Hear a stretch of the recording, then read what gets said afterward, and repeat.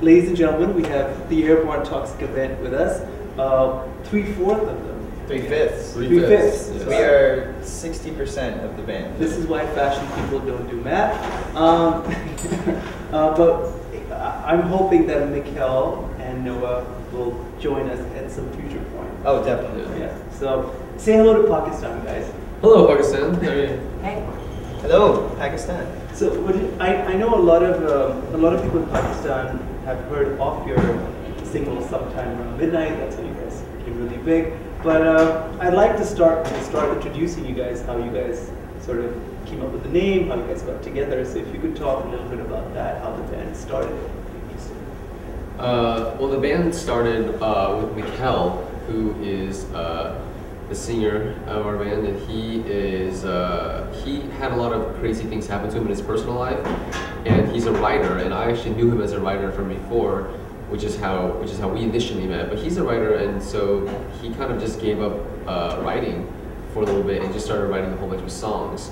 And I think he did that by himself. So you guys knew each other? We knew each other before as writers. So I didn't know.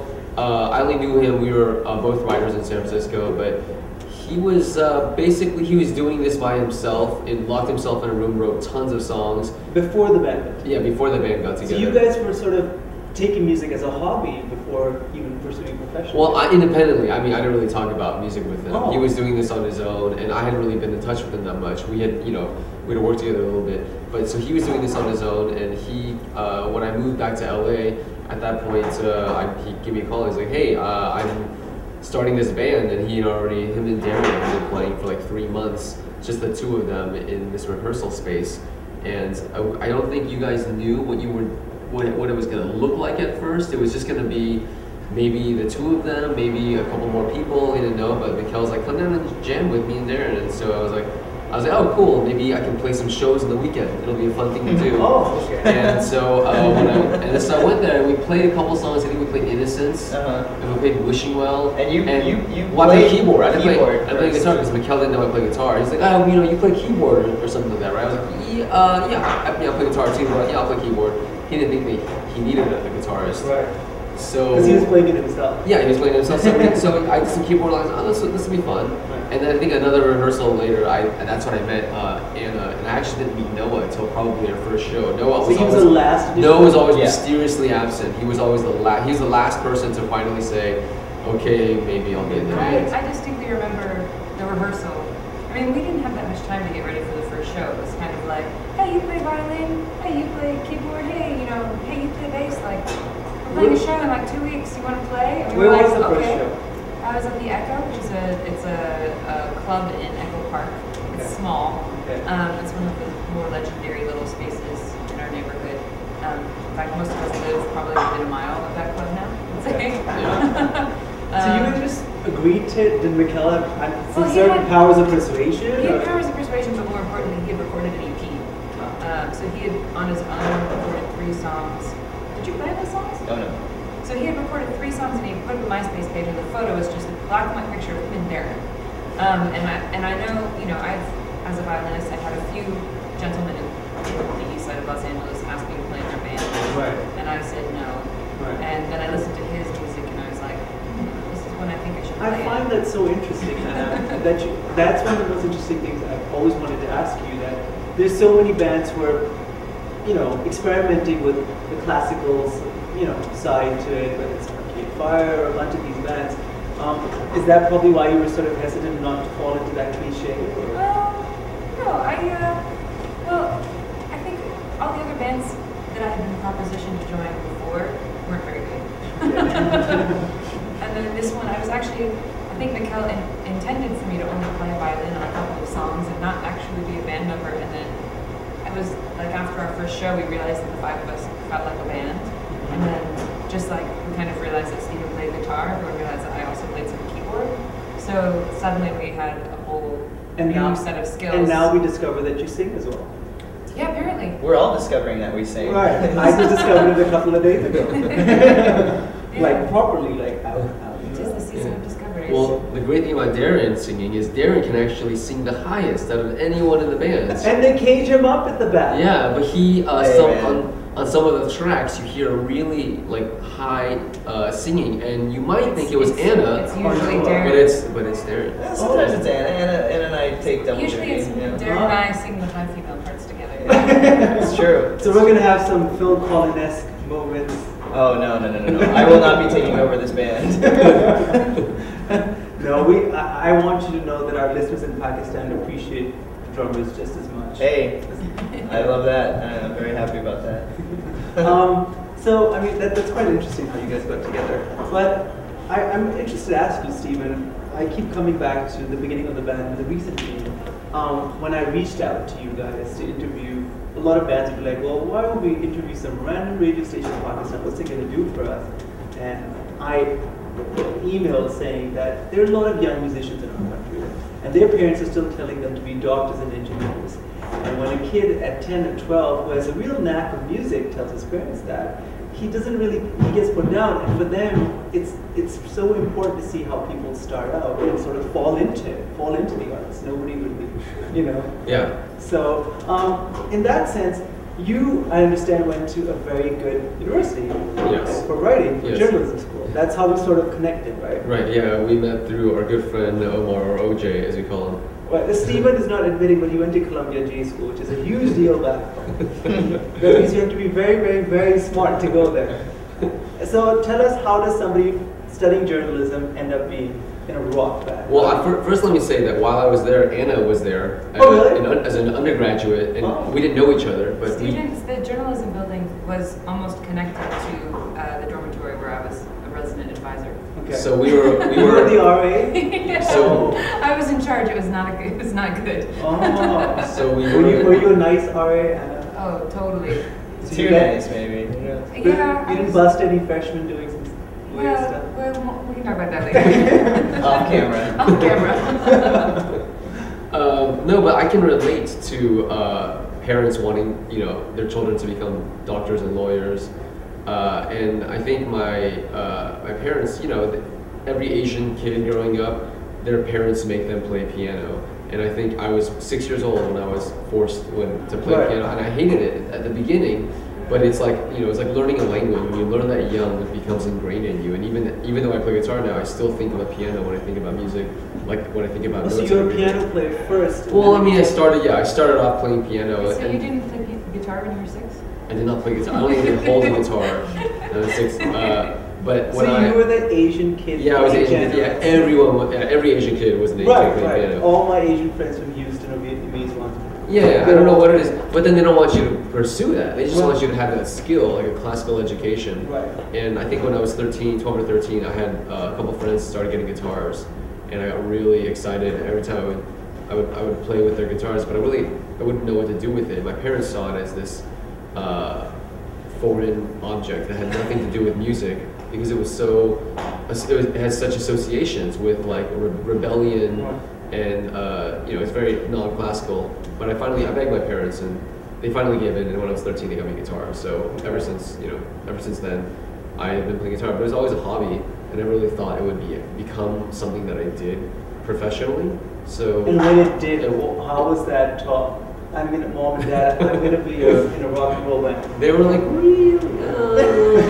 Well, let's see how that goes. You're not gonna quit your job or anything. I'm like, oh no. What was your job? I'm really interested. Oh yeah, I was a writer and an editor for magazines. I was freelancing. So I mean, I was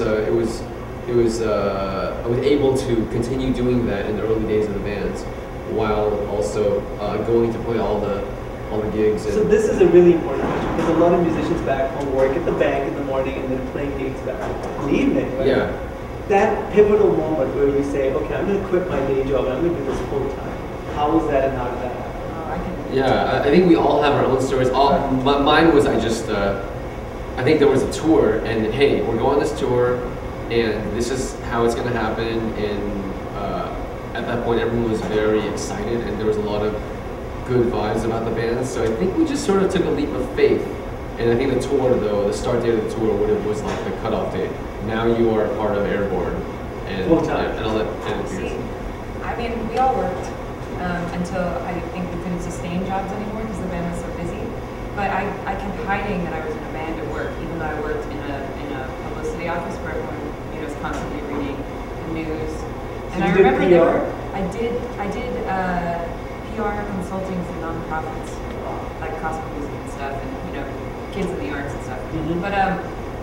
But there was a day when I was driving back to work during lunch, and I heard our song on the radio while I was driving back to work, and then there was a huge LA Times profile about us. It was our first real piece of press. We were so excited, but I was terrified that everyone in the office who religiously read all of the newspapers and whatever would find out that I had been seriously pursuing something aside from my job.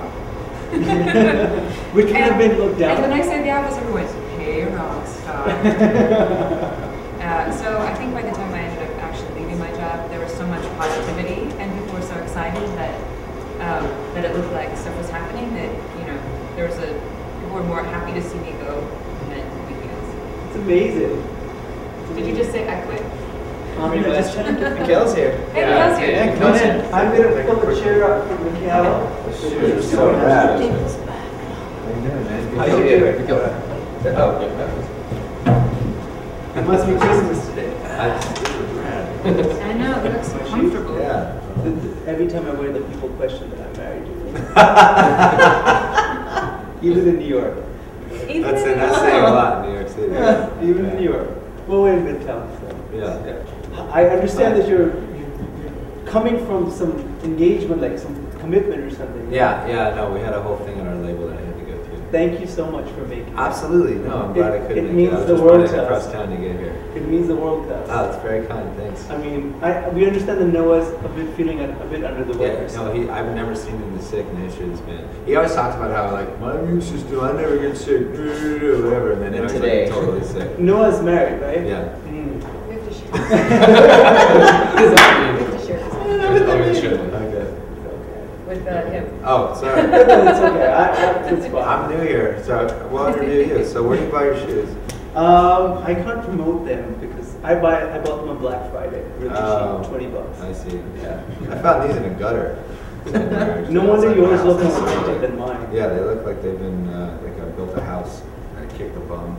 Oh, you wrote some amazing songs. Yeah. In those boots. In these boots, right. And this cuff thing has become quite your look now, huh? Yeah, for a while now I've been doing the cuff thing. It's because when you ride a motorcycle, you don't want your jean to get caught up in all this stuff because there's lots of things for it to catch on. So that's originally why people cuff. And then I ride a bike, so I just figured. Do you? Yeah. Which so one? I got a 1974 CB750. They're all going to go to sleep right now. Not me. It's okay. Like, oh, sorry, Darren is now among the riders. That's right. Darren has a motorcycle now forever. too. My riding days finished about 7 years ago when I had a really bad fall in Miami. Oh yeah. Yeah, and my wife says I can't. What happened? Well, I rode a Did you already bike. talk about this? No. I was just Okay. giving her the thumbs up. I rode a bike for a whole week. I was going through this phase where I loved riding. Yeah. The bike was twice the size of me because I'm a Yes. very small man. And I actually was on my way to return the bike and catch a plane back after our vacation. And thank God my wife was not riding with me. She was in a cab in the back with all our luggage. And I was literally riding about 20 miles an hour. So I was literally crawling. That's And somebody just, a stopped car decided to change lanes just like that. And they came in front of me, and then I swerved, and I fell, and I hit my head. Did you have a helmet on? No. Oh, there's Oh. I had really long hair, and it was really pretty. Cute. Do you see the reaction that everyone got?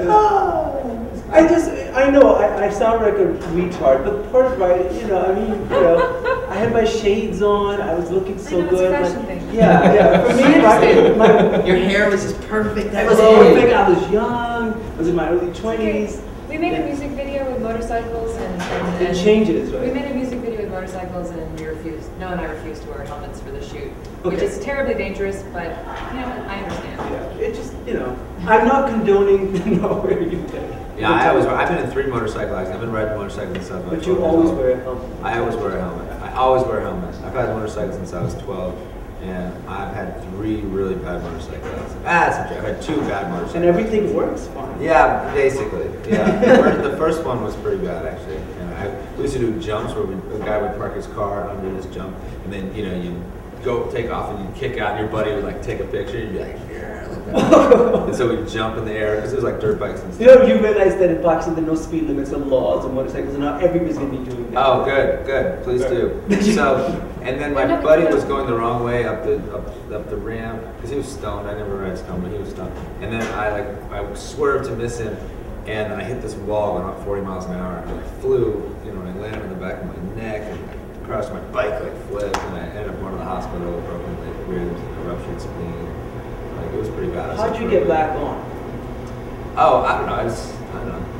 It's right, I guess. I couldn't get back on. You couldn't get back on? I tried many times, and then obviously my wife was like, "It's not writing," and Yeah. I just couldn't get back on after that. Yeah. And there was a hit and run too. The woman took off. Of course you did. Yeah, and I got lumped with a huge bill at the end of the vacation, so that sucked. So, but anyway, I think we won't bore the rest of the band. Before you joined us, Not Darren. Darren was totally into this. He I'm was listening. into it. Yeah, helmets. Oh, I for would sure. have done it in front of the huge clock. Yeah. you know, the best part about this story is that you're gonna like the present that I got. Oh, good. And you're Is that a like- motorcycle theme? Well, you got presents? Yeah. That's awesome. It's the best interview ever. People don't Nardwar. even- Are you like the Nardwar of Pakistan? What's Nardwar? Nardwar is like the best like journalist in America. See, I'm not a journalist. I'm like a floozy. He's Canadian. He wings Canadian. this. From Vancouver? That is America, Something like that. technically. Yeah, it's In the Americas. Let's say the Americas. The Americas. He's North awesome. America. He's an interviewer who does his research like nobody else. Yeah, He he'll presents bring up- his- I didn't do as much Yes. research into the stalking, but you know, you can call it It's a that. fine line between stalking and research. Oh yeah? Nardwar crosses that line. It's Yeah. really good. And it's awesome. Really? Okay, so I'm gonna look him up, and that's my competition. Yeah, he's Yeah. great. But I figure somebody who's such a good journalist would probably give you anything, since I'm pretty bad. I'm a fashion designer who's winging this. So. No, that's good. It's better to wing it. Yeah. No, I'm a good fan, a great fan of you guys, so that's why I thought I'd do something. So we were talking about how people quit their jobs and got into music because kids back home, that is such an important thing. We still face the stigma of people not being able to tell their parents and not being able to leave a job at the bank to start a rock band. So Stephen and Anna were telling us their stories about how they Quitting stories. quitting their jobs and making that commitment, which is, I believe, that pivotal point for a lot of talented people who just walk away from that crossroad. So, would you like to say how you made that? I never had a job. You were writing? I was a writer, yeah. Yeah. You're actually very good too. Oh, thanks. I don't know what I kind of feel like that's the point. You know, you have to risk it, and it has to maybe not work out, and you have to piss people off, and you have to go broke, and otherwise you don't really mean it. And if you don't mean it, don't do it, man. Do something else. But if you really mean it, fuck it. Who cares? Like that's what you're meant to do, and just you know, if every great story starts with a moment of uncertainty, and if you know from the, no one's like, I know this horse is going to win, and then it wins. The end. That's a terrible story. Who cares about that story? A great story is this horse will never win. Here's why this horse will never win. There's this other horse in the field that's way better. This horse is awful. It's The not underdog. It's the underdog. Right. And so you have to be the underdog in your own mind, and you have to bet everything on yourself. And the trouble is that, I mean, it's sort of like that old, it's like a Sartre, like it's an existentialist idea that the universe begins to conspire, that you make a decision to do something in your life, and you mean it, and you're willing to go broke, you're willing to starve, you're willing to, you know, suffer the ridicule of your parents and your friends, and the fact that you can't pay for dinner on some date, you know, some date girls that will pay for dinner for you, or you sell your only copy of Slanted and Shannon first edition for groceries. So you have $10 in your bank account, and the only time you get money is when your dad catches a horse and he sends you some cash, which is how I was living. Oh yeah. And you bet it on that, and you don't know if it's going to work out, and that's the whole point.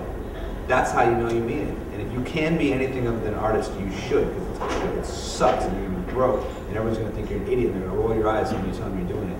But don't do it for that reason either. Do it because you really are working 12 hours a day, and that's it. That's all you want to do, and that's all you're going to do. And then what happens is the universe conspires. This is the existentialist idea. I believe that. Yeah. I'm one of the geeky fellows who actually believe this, and I did the exact same thing about 12 years ago. It works. It does. It does. For me, it did. But every time I mention that on radio, Mikel, a lot of parents give me the eye, be like, "You're telling our kids to do this." I'm like, "Oh." Absolutely do it. 100% do it. Tell your parents to fuck off. Do it. If you believe it. If you don't believe it, don't. Or don't do it because you want to tell your parents to fuck off. But just like the whole point is, that's how you do anything important in life. But also, the funny thing about parents is they probably love you, and when you're successful at what you're doing, they'll be very happy. Exactly. I mean, I know I'm interviewing you guys, but just to agree with you, what I did was very similar. But it came down to one thing, Mikel. It was I couldn't wake up in the morning and do something that made me immensely unhappy but paid me well. Yeah, screw that. So I was okay with making almost no money, but at least putting in 20 hours a day in terms of what I do, and not feeling like I put in 20. Well, you know, when people are like, oh, you know, I don't want to just be motivated by fear, and like, yeah, like fear, blind, crippling fear is a perfectly legitimate motivation. You absolutely, yeah, be afraid. Yeah, you might fail. That's the whole point. You might fail, so you better get up at 6 a.m. and work till, you know, 2 in the morning, and you better make sure every little bit is right. And you know, it's that 10,000 hours of effort at the activity that you have. The reason you do it is because you're afraid. That's the difference in it being good or bad. Yeah. And the difference, and you could phone it in and you're gonna suck. You could say, oh, I'm so talented, I don't have to work that hard, and you're gonna suck. Or maybe it'll be pretty good. But if you really want to be great at something, no matter what it is, no matter how, like it absolutely, yeah, bet it all, screw it. You know. So tell me a little bit about your background, Mikel. Where you grew up, where, and your name is kind of, it's not. I mean, I always thought to myself, his name is Mikel Jolie. Why couldn't it have been Michael Jolie? It seems like Michel Jolie. Yeah. So what's the background of that? My folks were hippies, so they just wanted me to be like a child of the universe, you know. And I grew up on the west coast of the United States, so kind of Salem, Oregon, kind of Tomales Bay, kind of Berkeley, kind of Santa Monica. I was born in a commune and kind of in the back of a VW van, just wherever we stopped. And so my parents just wanted me to have like a name that was my name and no one else's name. I'm lucky I'm not like Moon Baby or something. Moon Unit Zappa. Yeah, Moon Unit Zappa, right? Weasel. I dodged that bullet. Yeah, that's where I grew up. And then how did you get into writing? Is that something that you were doing as a kid? Yeah. I mean, I was always a writer. I feel like a rapper holding this thing. Do you guys have that experience Like where this. get your motherfucking hands up? I had a dream last night where like we're at an Airborne show and I was like, okay, everybody, now's the time of the show when we throw the hands in the hand. Which is like not the Airborne thing at all, but I had that. I had a similar dream. I had a dream where I was expected up at the mic with the Beastie Boys, and it was my turn to rap, and I just didn't. I went up like, what the hell am I gonna say? So I just started. I've had the same dream. I was spewing nonsense. That was the fourth Beastie Boy. Wait. Seriously? I'm not joking. With the Beastie Boys, I've had this dream. Like, all right, and I come up black, and it was sabotage, I think, but I was like, can't stand it. And then I just started, nothing rhymes. And everyone was like, what is going on? you know what my dream was? That you guys hated me, you guys didn't show up, you guys sat with me for 2 minutes and took off. And then I had to bad dream. Good thing that's not reality. Yeah. Yeah, but I woke up, I was like, no, I watched a bunch of interviews with you guys, I was like, that can't happen. No. I know I don't smell like curry, comment like that. Oh. I like curry. Kidding. That's really interesting. So I think we should talk a little bit about the first couple of songs that you wrote that became really famous. Everybody asks you who they're about. Would you ever reveal who that woman is? Oh, everyone knows her. Everyone in the band knows her. Yeah. And everyone, I think, probably knows just about which girl every song is about. You can be like, okay, There are quite a few then, right? Catherine, there's 3. The more recent songs, actually, the more nebulous ones were. Oh, they're all Catherine.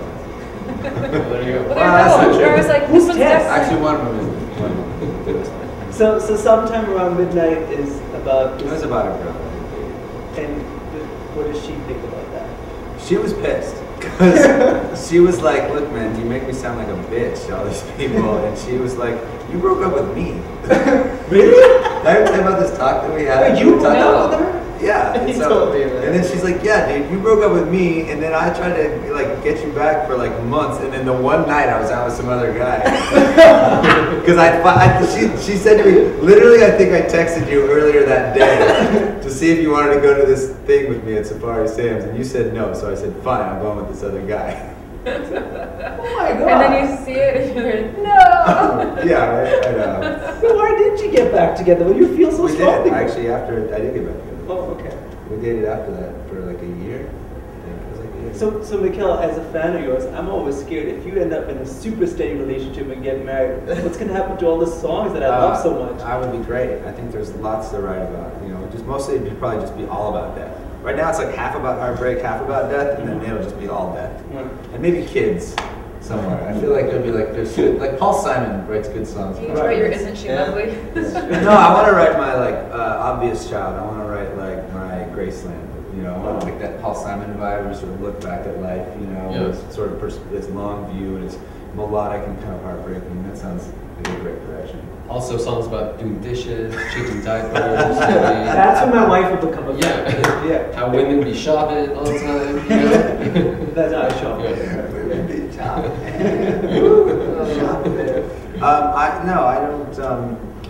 The honest truth of it is, I think that half the time you become an artist because you're strange to yourself, and you want to write about stuff, and so that you feel less strange. Because if you can somehow share what you're going through, because you feel strange, you're sitting there going, "This is weird," and so if you write about it, then you feel less strange with those emotions. And sharing it with someone else has this way of making it just kind of like this joke that everybody gets. You know, the way you admit something to a good friend at a bar, and they'd be like, "Oh man, it's rough."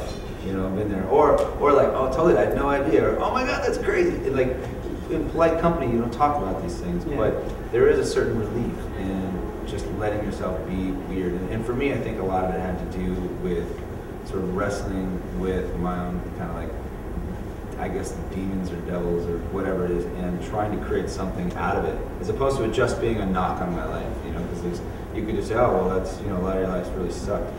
You know, but you could also say, well, either the decision to become an artist was a decision to create something from it, like have the raw materials of that emotion and those experiences, and trying to turn that into something you could share with the rest of the world was, you know, a decision to deal with that in a way that was, I don't know, positive is the right word, but at least it was how I did it.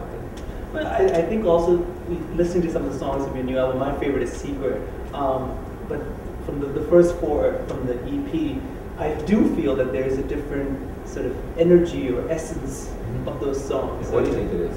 Hmm? I'm curious, what do you think it is? I'll tell you off camera, then it'll be more raw. Oh, okay, good. I think we should tell it on camera. Let's capture it all. What if you're like, "I think this sucked. I think the first record was where it's at. I want every song to be like Peppy." You know? Why does he sound like he's from like Tennessee all of a sudden? Yeah, it's the shoes they throw. That's very popular in Tennessee. Oh, really? Well, there was an intention to write differently on this record. Right. That definitely was part of it. There was an idea that I feel like a lot of the ideas on this record had elements of hope. Whereas the first record is just desperate and raw, and the second record is sort of an extension. Yeah, well, thematically, yeah. This record, I think, it sounds more like the first record in a lot of ways. Though thematically, it's very different. Because there's the lyrics are... the emotion's different. There's a lot more hope. There's a lot more room for actual love and not just desperation. But a melancholic version. Yeah, well, for sure. Well, it's everyone. But that there is a real sense of love lost. And I mean, I think that's true in the first record, but it's less explicit. And the first record is just raw in that moment. And then this record, I think, is more... the struggle has hints of, you know, actually something other than just the world is a hugely dark and bleak place. Because I don't really believe that. And so it felt weird to try and write that or try to recreate something I felt, you know, when I was like 25 years old or something. Talking about the record, I'm really interested to know how you guys write a song. Give me an example of how a song works, how you guys contribute in a song. I mean, we can start with Darren. Darren, we want you to, how does the song making process start? Well, I mean, really, Mikel should probably be starting this one off. But it starts with Mikel. He brings these really great, forgive me for saying so, but they're essentially folk songs. These are songs that really sort of just get to the heart of the matter in terms of content, musically speaking too. I mean, I guess it's kind of worked a little different on each particular album, but I guess the sort of constant is that we'll get together. You know, he'll bring these songs to me and we'll work out a sort of rhythmic theme for it. A lot of short shorts. A lot of short shorts, a lot of hot, sweaty rehearsal spaces. You and I have a long history. But it's. So it starts with the two of you. Well, it starts with Mikel, and then I mean, but it's different. I mean, sometimes he might take something to Noah or one of these guys, but I mean, in terms of drumming, though, it's always that's usually sort of the next step in the song is finding where the rhythm is going to be. So we'll you know, ever since the early days, it's been me and him sort of hashing it out.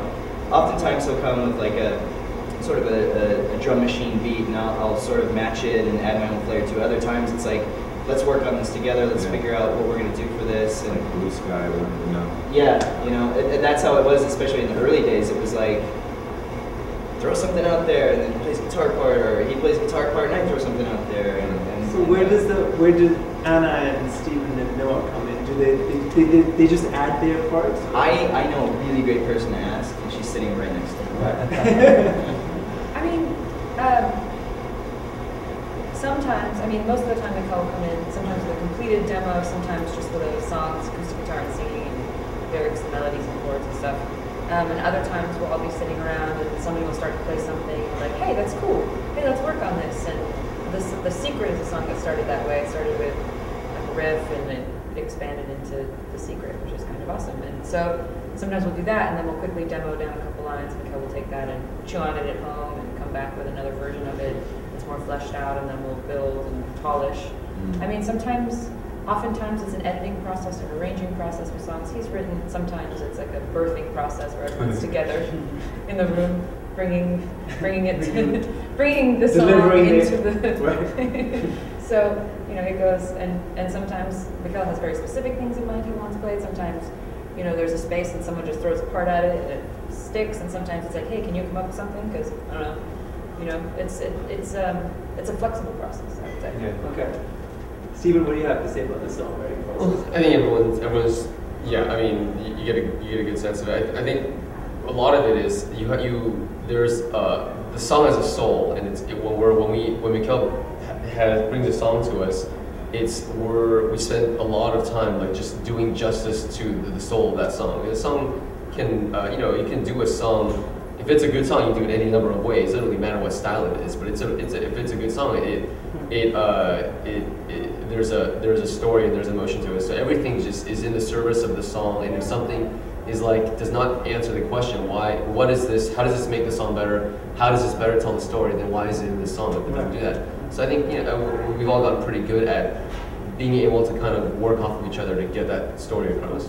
Mikel, so tell me in the songwriting process, does it ever happen where one of the band members says, I can't live with myself if this sounds this way, and there's a big disagreement? So does anybody ever have powers of veto, or?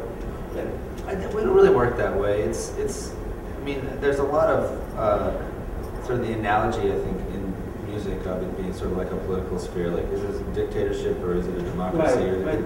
It's the wrong analogy. It's an art project, and so it's sort of like it's like a traveling circus, and we're like, okay, we're trying to get the line thing to work, but it doesn't work unless the elephants also are balanced. And then I'm sort of the ringleader. But I'm not always the star. Sometimes Anna's the star. Sometimes Darren's doing the drum solo. He's the star. And it's more like we're a team trying to work towards a goal, and I'm sort of like the captain of the team. Okay. And I have obligations to them, and and they have obligations to me, and we work together towards the same goal of trying to get this song done. So it doesn't really work that way. I don't know if we've ever really had that discussion per se. We could pin it on Noah and just say he's the guy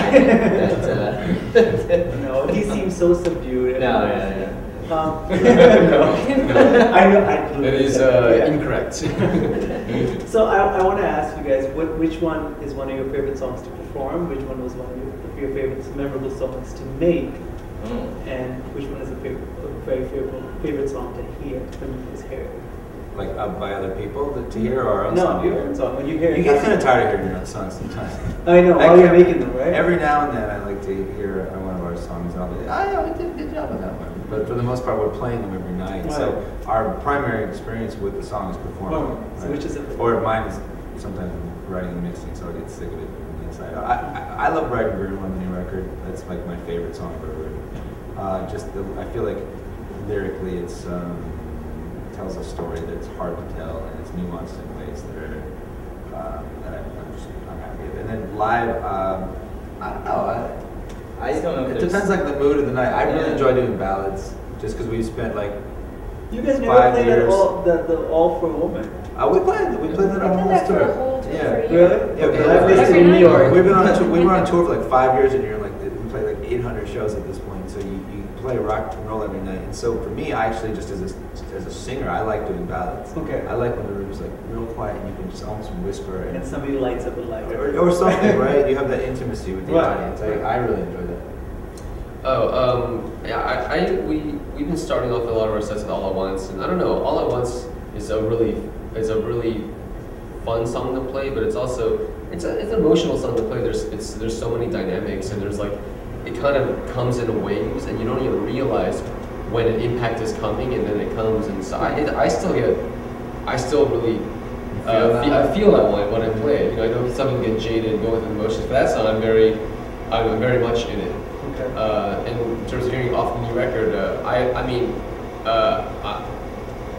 I've been blasting "What's in the Name" just because it's off the new record. It's a very nostalgic kind of rock song. Right. I don't know. It takes me back.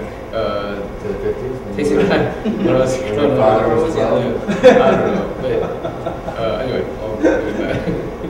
I mean, I have a place in my heart for September at Midnight because I feel like that song really, it's fun to play every night. Every crowd is excited to hear that one.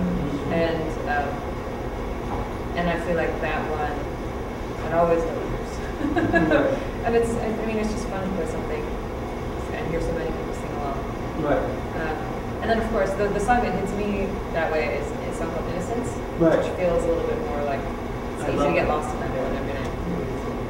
I like playing a song from our first album, "Happiness is Overrated," and it's sort of like I have fun playing it, but the other part of it too is I can tell everybody else in the band is having fun. It's like a great moment in the set when these guys would go out in the audience and really egg them on, and the audience is into it. It's got a great beat that people I kid, but no, I mean it's got a sort of rhythm that like everybody is like easy to dance to, jump to, bob your head to.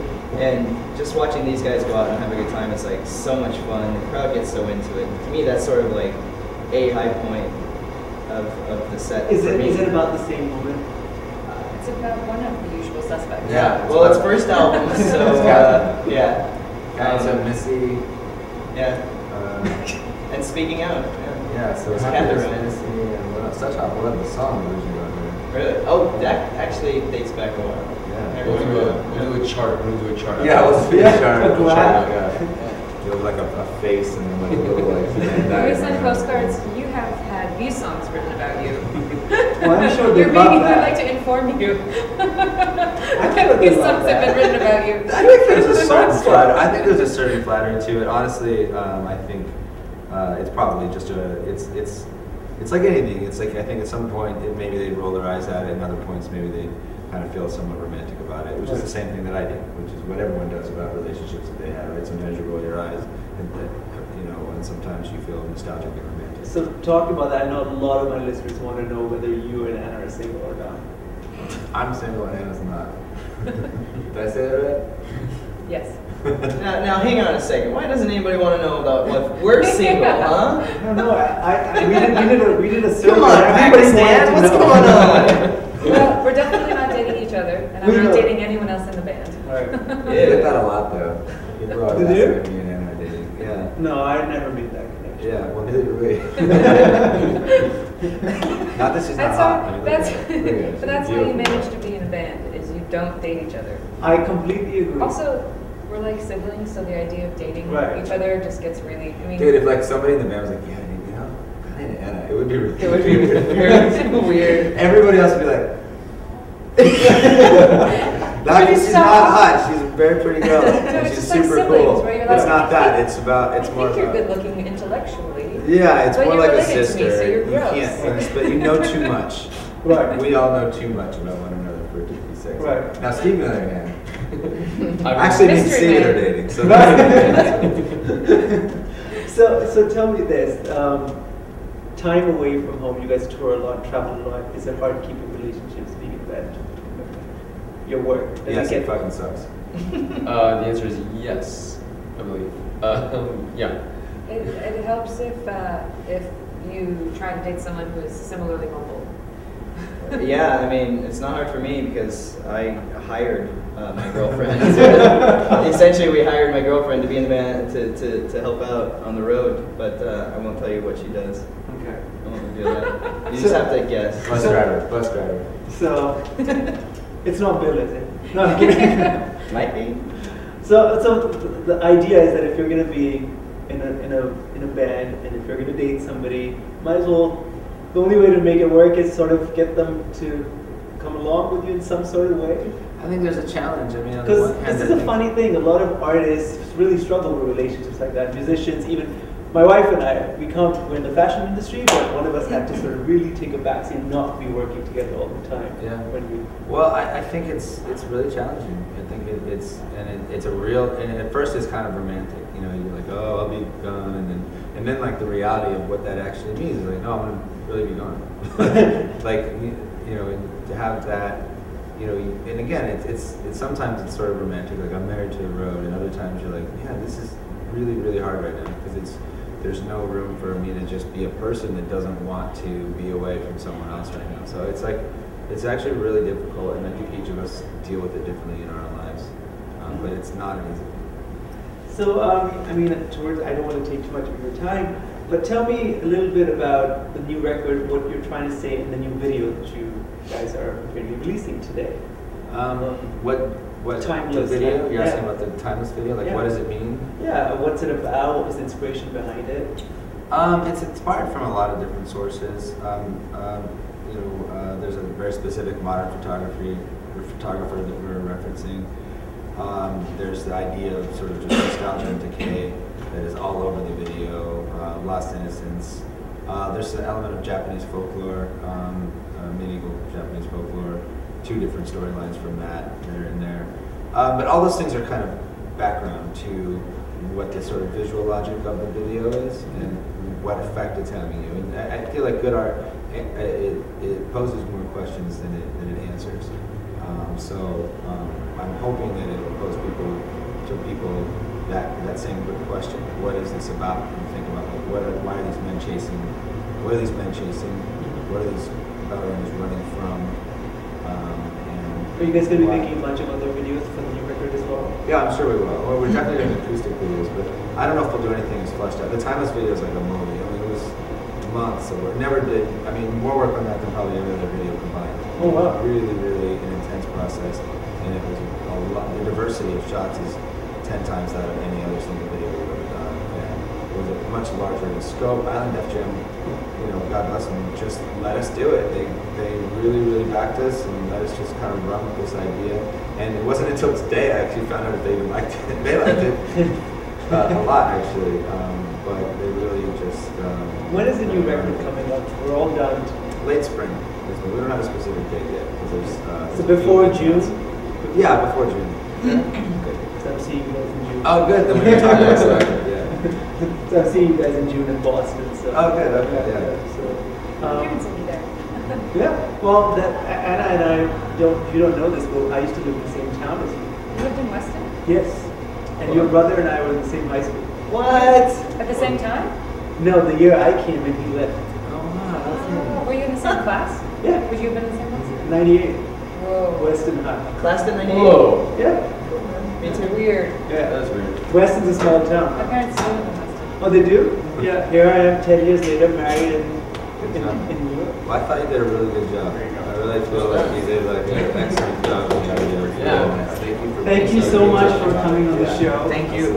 And say just goodbye to Pakistan and say thank you, City Fm89. Thank you, City FM89.